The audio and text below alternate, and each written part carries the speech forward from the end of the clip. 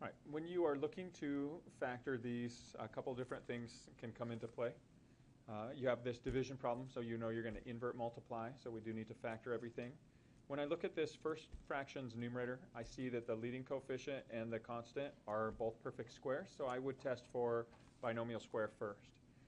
Since my middle term is not double the sum or double the product of the bases of those, I know this is not going to be 2r minus r quantity squared.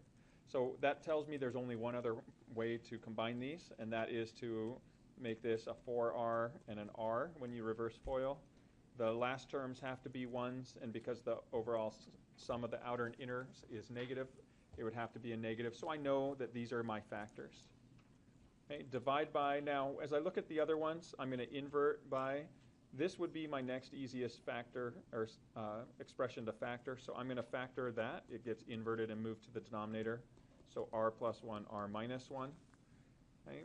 And then when I look at these other two, once again, they are a little bit more work as far as finding the factors that work. Here, these are both prime numbers, so this would be my next easiest one.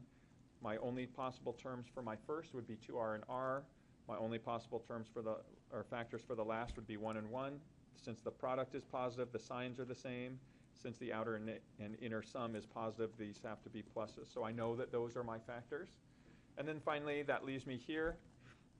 Hey, now, more than likely, I am going to be able to cancel factors. So I already see those cancel and those cancel. So in all likelihood, this would be my best bet for one of the factors for this denominator.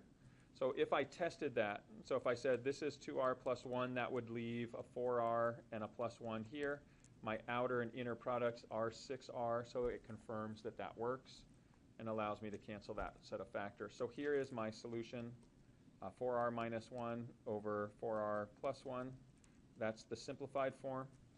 And when I look through and when I remove or identify my additional domain restrictions, I look in my denominator and any uncanceled factors from the numerator.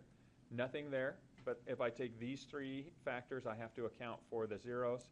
So here, the leading coefficient is something other than a 1, so I take the opposite of my constant, divide by my leading coefficient, negative 1/2, minus 1, and positive 1 would be my additional domain restrictions.